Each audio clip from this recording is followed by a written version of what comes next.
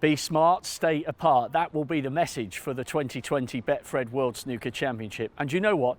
It is going to feel a little bit different this year. But a month ago, probably even 3 weeks ago, I did not think that we would be back in Tudor Square, back in this great city for another edition of snooker's showpiece climax to a season. After so many weeks in lockdown and so many key workers doing such great things to get us back again, there's a real feeling of anticipation and energy, along with a little bit of apprehension from all of us connected to this great event. A huge amount of planning has gone on to get people front and centre once again, watching this fantastic festival of snooker. We had a brilliant set of qualifiers. We've got 5 debutantes.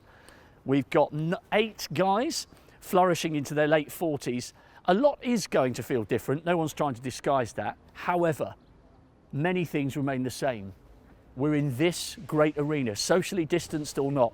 And on Sunday, the 16th of August, somebody is going to lift that old silver lady and pick up a cheque for £500,000. All of us connected to this event cannot wait for it to begin. That's what it looks like on the outside. Let's head inside and get down to the old arena itself. Once you get on the inside, it all starts to feel a little bit familiar, apart from the fact that at the moment we're all wearing masks. But then again, with a face like mine, that's probably a blessing in disguise. I love the Champions Board, and I also always love the fact that you see a question mark ahead of the brand new year. Will Judd Trump be the first man to break the Crucible curse? In case you didn't know, no first-time champion has ever managed to return and successfully defend their title. Joe Johnson went very, very close, losing out to the Nugget in 1987, and the Darling of Dublin, who won his title in 1997, went all the way to the final, but came up just shy against John Higgins, winning the first of his 4 titles. So, will it be Judd Trump, the ace in the pack? He, of course, will have the honour of walking out first at 10 o'clock. His opponent will be Tom Ford, back for a 4th Crucible campaign. Hi, Pat. All sorts of backstage staff working extremely hard. Speaking of the matches, it does all feel a little bit different here. There's a bit more space as far as the players are concerned. If you watch the live coverage on the BBC and Eurosport, you'll see that there is a little bit more room to manoeuvre because they've removed one of the commentary boxes. There is only one commentary position. However, you might think, well, why are there 2 doors? If Sam, the cameraman, goes up that one, I'll go up this one.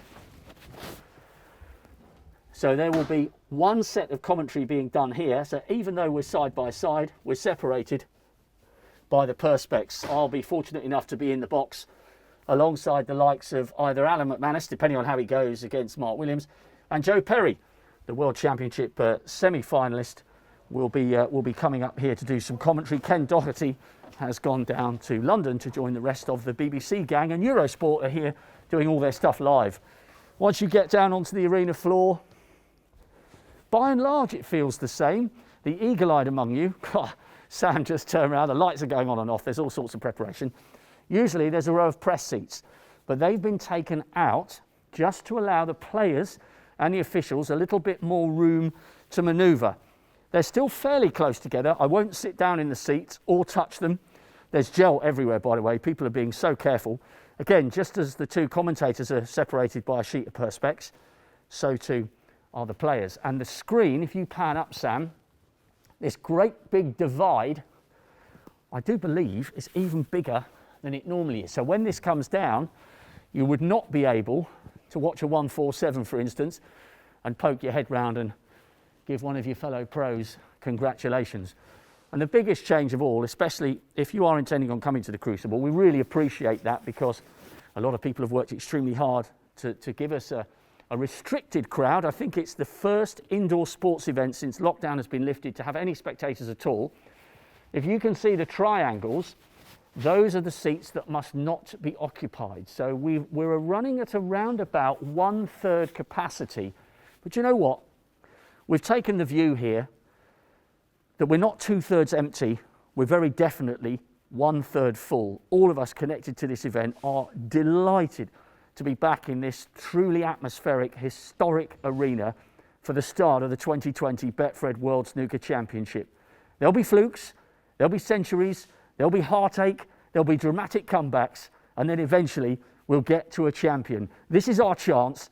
to just feel normal again for 17 days and embrace world-class sport. And I, for one, cannot wait.